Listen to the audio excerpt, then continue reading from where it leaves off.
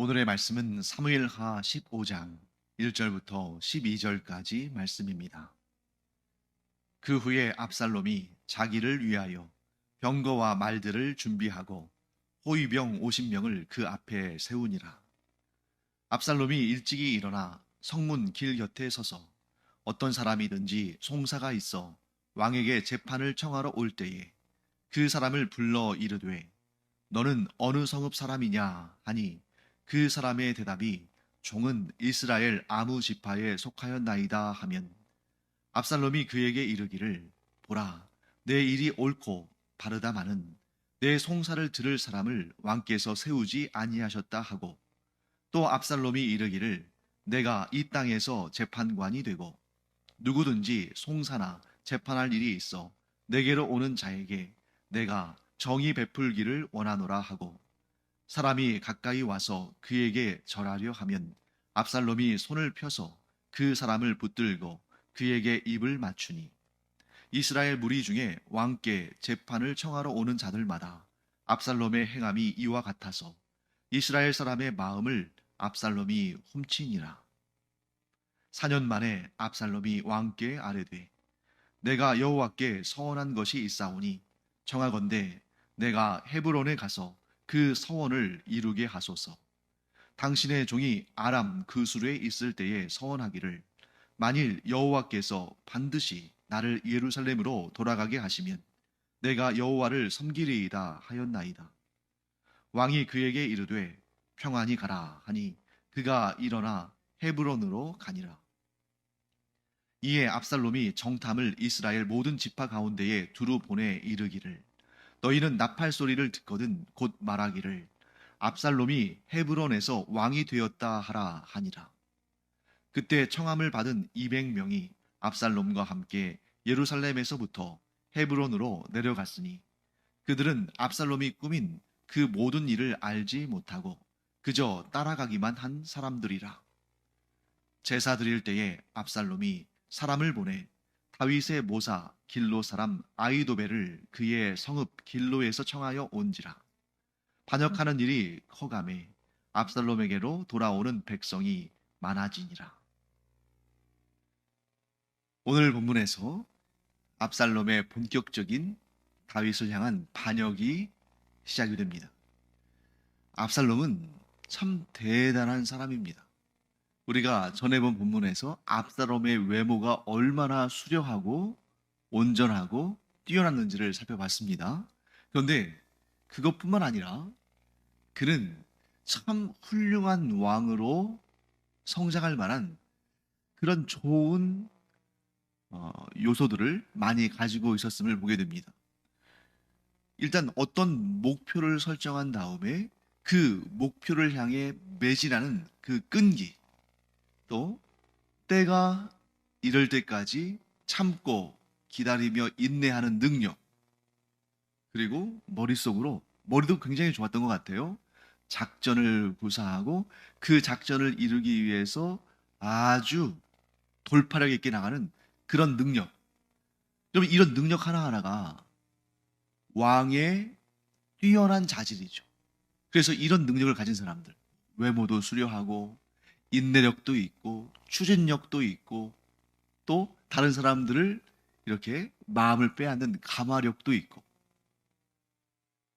이러한 좋은 힘들이, 이러한 좋은 기질들이, 이런 귀한 자질들이 무엇만 갖추어졌다면, 올바른 방향성만 갖고 있었다면 더할 나위 없이 어쩌면 그의 아버지 다윗보다 더 뛰어난 그런 왕이 될 수 있지 않았을까. 왜냐하면 다윗은 사울이 망쳐놓은 나라를 바로 세우는데 시간을 많이 사용했죠.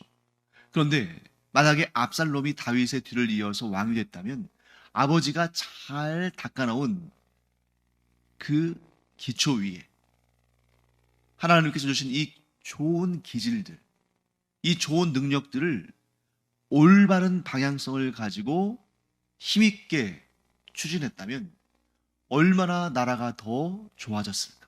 그리고 압살롬은 얼마나 위대한 성군으로 역사에 길이 남았을까? 그래서 오늘 주제는 이겁니다. 오늘 이 압살롬의 반역의 이야기를 우리가 보면서 아유 참 못됐다. 어떻게 아버지를 향해서 반역을 일으키나. 아무리 섭섭하고 억울해도 그렇지. 이 정도로 압살롬에 대한 비난과 그에 대한 안타까움, 이 정도로 오늘의 본문을 이해하고 그치면 그것은 우리에게 사실 별 도움이 안 됩니다. 그냥 과거에 있었던 실패한 왕자의 반역을 그런 일이 있었구나 하고 지나갈 뿐인 거죠. 오늘의 주제를 우리가 분명히 마음에 새기기를 간절히 바랍니다. 그것은 뭐냐면 힘과 속도보다 더 중요한 것은 방향이다. 여러분, 이 힘과 속도, 방향, 이것이 물리의 기초거든요. 물리, 에너지. 우리가 학창 시절에 물리학 공부할 때 거기에서 에너지와 힘, 방향 이런 기본적인 것들을 가지고 공부하잖아요. 저도 그런 기억이 있는데 저는 물리를 별로 좋아하지 않아서 저는 또 문과였으니까 물리를 좋아하지 않아서 그 힘과 방향과 속도 이런 것들을 막 계산해내고 그 수치화시키고 하는 것이 굉장히 싫었지만 그 물리는 그래서 제가 별로 좋아하지 않았지만 그 물리학으로부터 배우는 아주 중요한 교훈을 우리가 얻게 된다는 거죠. 힘도 중요합니다. 속도도 중요합니다. 그런데 정말 중요한 것을 한 가지를 골라야 한다면 방향이라는 거죠. 왜냐하면 힘은 셀수록 좋다? 아닙니다.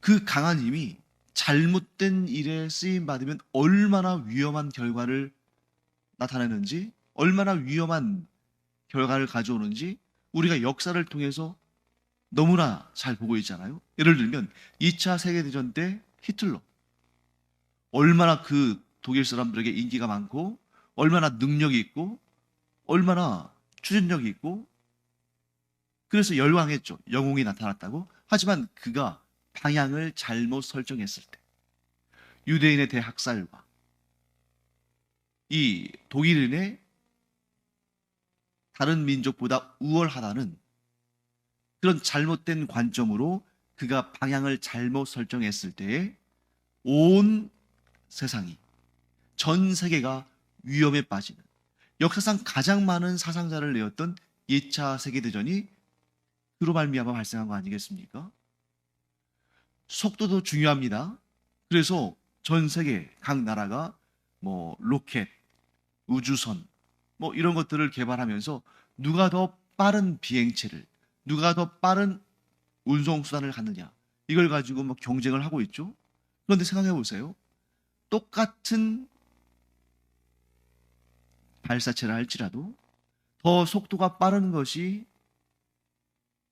더 능력이 있어 보이지만 문제는 방향이 잘못되면 빠르면 빠를수록 더 목적지로부터 멀어질 수밖에 없다는 거죠. 그렇기 때문에 사람들은 힘을 과시하고 속도를 중요하게 여기지만 진실로 중요한 것은 방향이다. 올바른 방향이어야만 힘도 의미가 있고 속도도 의미가 있는 것입니다. 그런데 이 방향의 중요성을 사람들이 잘 모른다는 거죠. 왜? 눈에 잘 안 보이니까. 그 목적지는 저 멀리 있어서 눈에 보이지 않으니까 지금 당장 눈에 보이는 힘과 속도에 사람들이 현혹되고 거기에 매달리고 그것을 과시합니다. 그러나 우리 그리스도인들만큼은 그러지 않기를 바랍니다. 왜냐하면 우리에게는 너무나 분명하고 너무나 소중하며 너무나 중요한 목적지가 있잖아요. 그 목적지가 어디입니까? 하나님의 나라. 우리가 장차 이 세상을 떠나서 가게 될 그 하나님의 나라. 그런데 그 하나님의 나라가 지금은 당장 우리 눈앞에 보이지 않지만 분명히 이 땅에서 하나님께서는 이미 하나님의 나라를 가게 되는 분명한 방향을 보여주시고 정해주셨다는 거죠. 그 눈에 보이는 방향. 누가 보여주셨습니까? 예수님께서 보여주셨죠. 그래서 우리가 예수님께서 우리에게 보여주신 그 방향을, 그 진리를, 그 복음을 우리가 분명히 깨닫고 그 방향으로, 예수님께서 보여주신 그 방향으로 똑바로 나아가면 어떤 이는 힘이 좀 달리기도 하고 어떤 이는 속도가 좀 느려서 뒤처지기도 하지만, 그러나 우리의 인생이 100년으로 끝나는 것이 아니라 우리의 인생은 영원한 것이기 때문에 우리는 주님께서 우리에게 보여주신 그 방향으로 똑바로 나가기만 하면 영원한 생명, 영원한 복락, 영원한 은혜를 누리며 살게 된다는 것을 분명히 우리가 깨달아야 됩니다. 그런데 이 땅에서 힘이 좋고 속도도 빠르고, 그래서 세상 사람들이 막 환호하고 열광하고 부러워하고 한다 할지라도, 아무리 부자고 아무리 힘이 좋고 아무리 건강하고 아무리 위대한 인물이라 할지라도 그 인생의 방향을 잘못 설정하면, 곧 왕이신 하나님께로 향하지 아니하고 자기 자신을 향해서 자기 자신이 왕이라고 여기며 자기 뜻대로, 자기가 원하는 대로 살고자 하는 그 육체의 소욕대로, 그 정욕을 따라 살고자 하면 반드시 망하게 된다. 왜? 그 끝은 반드시 멸망의 심판이기 때문에. 다시 한번 강조합니다. 힘과 속도와 같이 눈에 보이고 느껴지는 것들, 그것을 과시하는 세상이지만, 그러나 정말 중요한 것, 아니 제일 중요한 것은 바로 방향이다. 그래서 우리의 삶의 방향이 하나님을 향하며 하나님께서 우리에게 보여주신 예수 그리스도께서 지시하신 그 방향으로 똑바로 나아가는 그런 우리가 되기를 간절히 축원합니다. 반면에 압살롬은 외모도 출중하고 모든 능력이 정말 왕으로서는 최고의 그런 능력들을 갖췄지만, 그가 방향을 잘못 설정했기 때문에 그 모든 것이 덕이 되는 것이 아니라 화가 되고 사람들을 위험하게 만드는 그러한 악이 되었던 것을 보게 됩니다. 여러분, 그 압살롬이 얼마나 자기의 목적을 이루기 위해서 인내하고 참는데 얼마나 대단한 인물인가, 정말 대단한 인물인가 하는 것을 우리가 알 수 있는 그런 내용들이 성경에 등장하는데요. 암논이 압살롬의 친여동생 다말을 범한 다음에, 그 몹살짓을 한 다음에 압살롬은 그 복수를 하기 위해서 침묵하며 2년을 기다렸어요. 그 다음에 암논을 처단한 후에 외할아버지인 그술왕 달메에게로 도망을 쳐서 거기에서 다윗이 다시 그를 부르기까지 3년을 기다렸습니다. 그렇게 해서 예루살렘으로 돌아왔는데 다윗이 만나주질 않죠. 요압을 통해서 다윗 왕 앞에 설 때까지 또 2년을 기다립니다. 그리고 오늘 본문에서 우리가 볼 수 있듯이 본격적으로 아버지 다윗을 향한 반역을 실행에 옮기는데 또 4년을 기다려요. 자, 그러면 2년, 3년, 그리고 또 2년과 4년. 도합 몇 년입니까? 11년.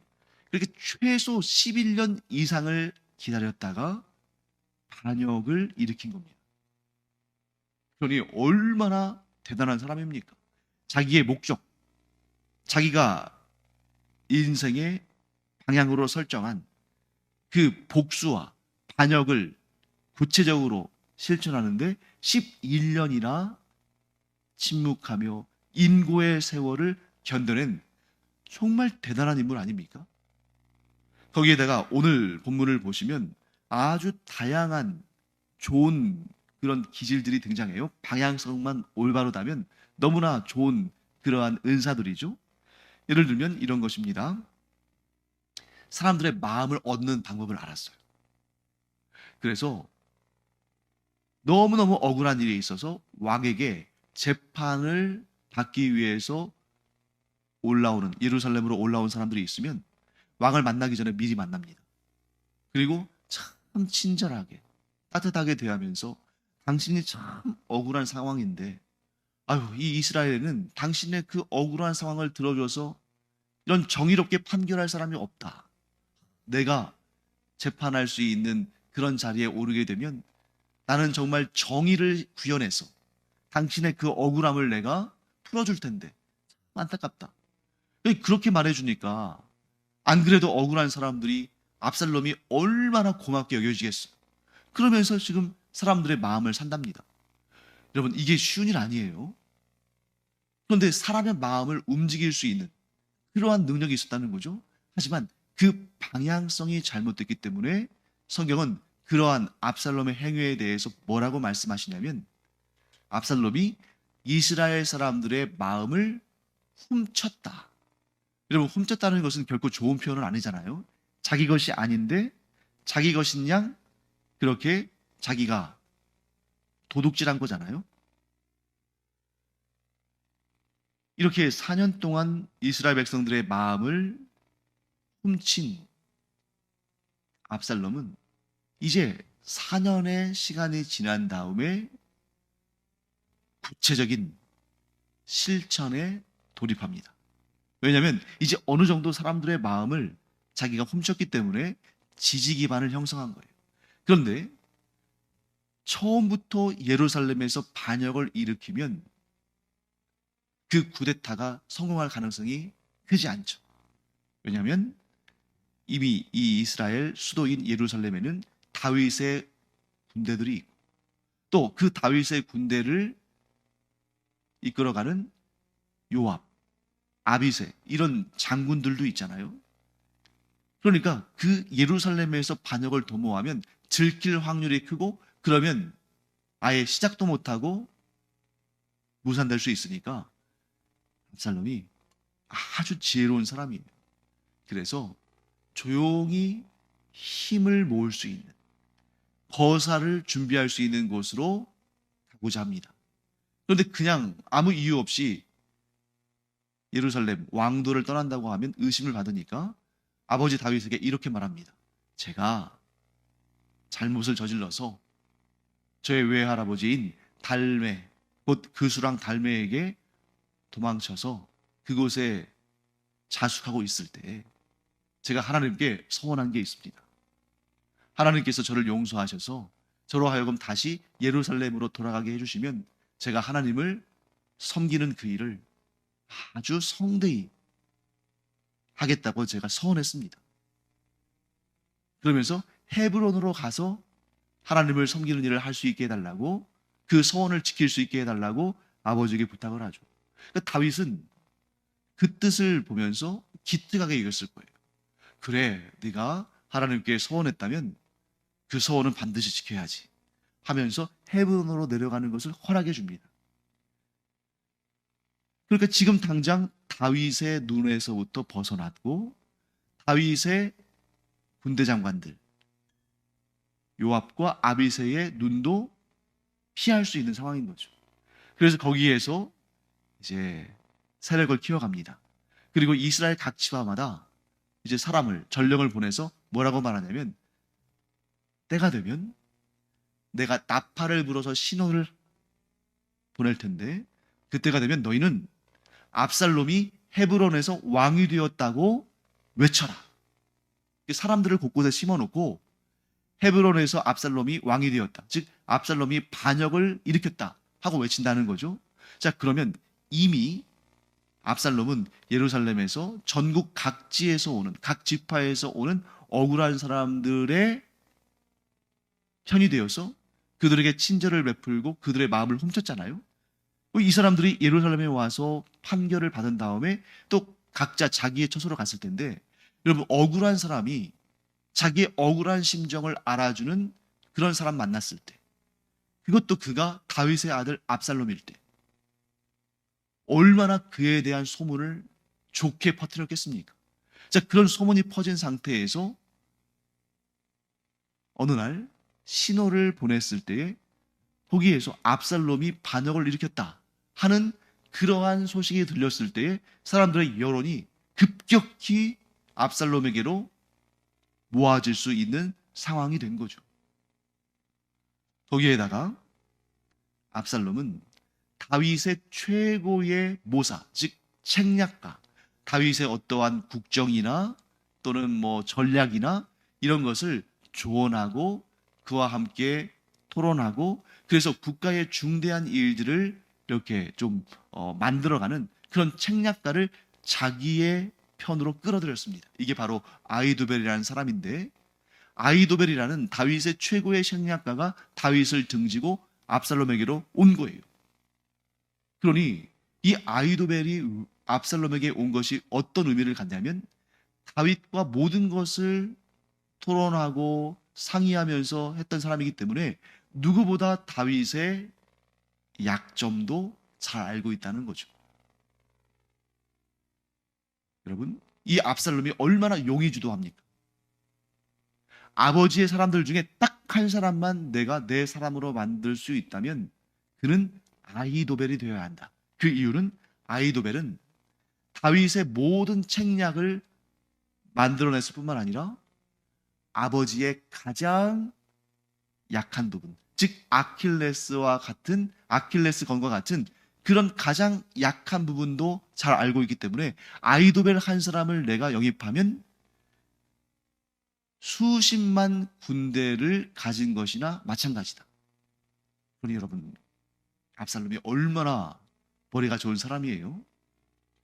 사랑하는 성도 여러분, 우리는 압살롬보다 뭐 외모나 힘이나 지식이나 능력이 부족할 수 있어요. 그러나 우리가 그의 외모와 힘과 속도와 능력을 부러워할 것이 아니라 우리는 분명히 알아야 됩니다. 내가 방향성을 바르게 잡고 있으면 조금 늦다 할지라도, 조금 힘이 약하다 할지라도 반드시 성공의 길로, 하나님께서 우리를 위하여 예비해 두신 그 축복의 길, 성공의 길, 복된 길로 나갈 수 있다는 것을 우리 알아야 한다는 거죠. 그런데 압살롬은 방향을 잘못 설정했습니다. 그것을 아주 상징적으로 보여주고 있는 구절이 바로 오늘 본문의 1절 말씀입니다. 1절 말씀을 제가 다시 한번 읽어보겠습니다.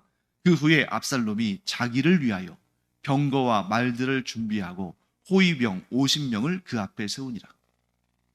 자, 이 구절 굳이 언급하지 않아도 되거든요. 왜냐하면 이 구절이 압살롬의 반역에 뭐 직접적인 도움을 주는 건 아니니까요. 그런데 왜 굳이 성경에서 이 말씀을 하고 있는가? 압살롬의 방향 설정이 잘못됐다는 것을 명확히 보여주고 있죠.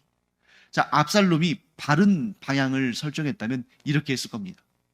압살롬이 하나님을 경외하며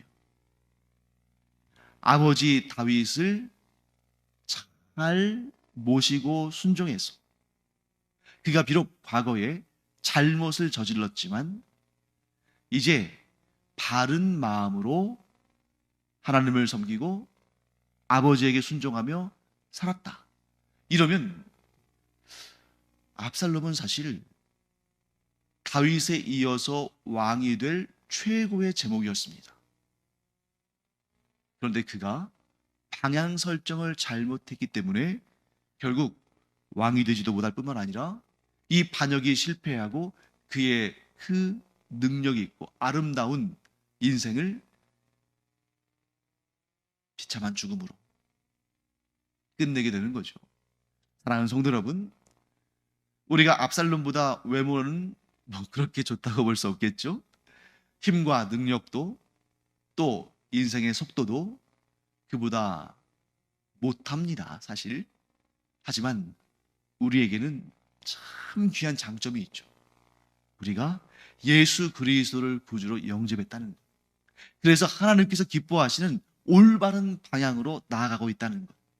그래서 우리가 이 세상에서는 사람들에게 뭐 박수갈채 받지 못하고 인기를 얻지 못하고 뭐 특별히 탁월한 뛰어난 인물로서 역사에 기록되지 않는다 할지라도 우리는 성공한 거예요. 왜?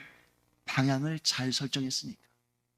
이렇게 예수 그리스도를 나의 구주로 영접하고 하나님을 섬기며 살아가는 이 바른 방향으로 우리가 들어섰기 때문에 앞으로도 주님의 나라에 들어가는 그 순간까지 좌로나 우로나 치우치지 아니하고 이 올바른 방향으로 똑바로 나가는, 그래서 압살롬처럼 자기를 위한 인생 살지 아니하고 복수와 반역을 도모하는 인생 살지 아니하고 나의 왕이신 하나님의 말씀에 순종하고 충성을 다함으로 성공한 인생, 복된 인생, 영원한 상을 받는 인생으로 우리의 삶이 하나님 앞에 존귀하게 쓰임받기를 간절히 축원합니다.